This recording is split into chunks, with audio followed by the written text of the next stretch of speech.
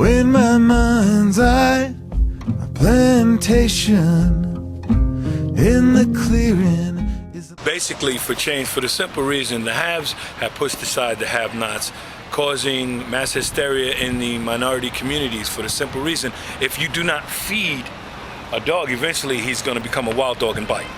And this is the condition that's created throughout the minority communities. Blacks, Latinos, Hispanics are fighting over a bone that does not exist. whatever you thought, you know Okay, this man said he's going to give me a fair chance for change. And I want to change because I've been living destitute for the last 8. I couldn't stop.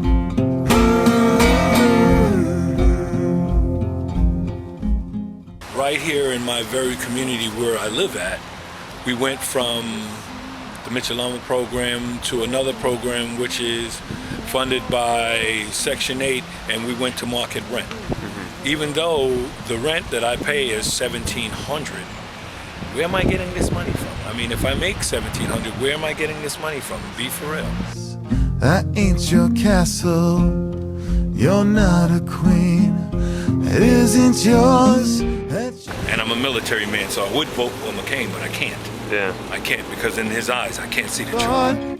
Whatever you thought, you know I told you I couldn't stop. With that, color has nothing to do with it. My wife is Hawaiian. She's from Hawaii. I mean, I don't have no problem with that. I looked in the man's eyes, I watched him when he spoke, and I seen the change. Now, from the bottom of his heart, I know he wants to do the right thing, and that's why my vote's going out to him.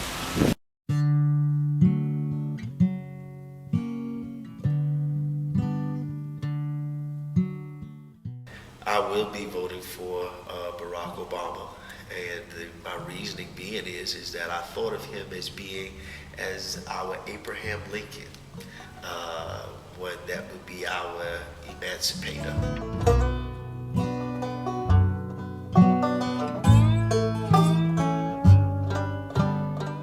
We also have to be geared and focused to know that we as a people have to take responsibilities for ourselves, and first and foremost is to vote. A little bit tired, a little worn through you. There were others of our ancestors and of our people who had to suffer and die and was not given the right when they did have a constitutional right. So it's our privilege to do so when we need to do it. If it is not for us, we need to do it for our children and our grandchildren. Just before bound up, broken down. And it would be a great accomplishment for us as Americans to accept the fact that what Dr. Martin Luther King said, that we would not be judged by the color of our skin, but by the content of our character. And sure enough, that's really, he represents all people. Just looking at his background, looking at his history, he's not just fully African American, but he is a multicultural individual. This life don't last forever.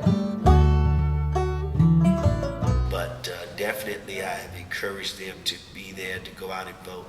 And every year I'll be doing the same thing as I've done for the past 11 years, and I tour the whole peninsula, and I do it at least twice during the course of the day on election day to make sure that if people have problems or issues, and definitely making sure that they're treated fairly and that the system is justified based on whatever it is that they may come up against.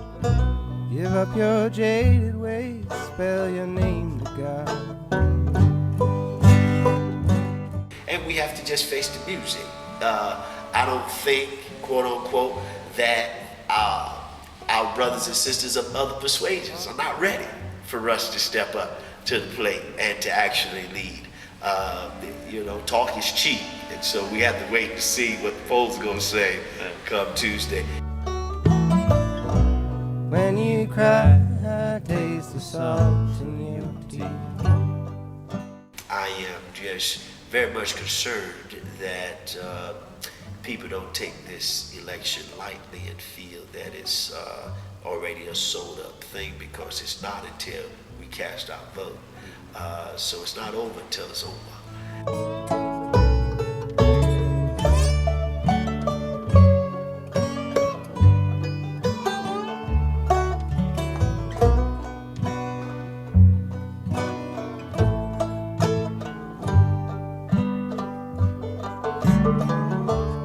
All we are is a picture in a mirror,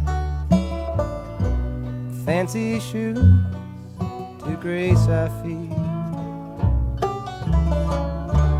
All there is a slow road to freedom,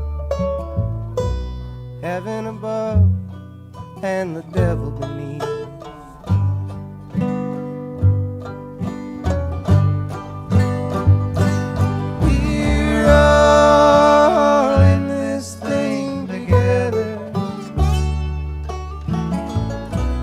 Walking the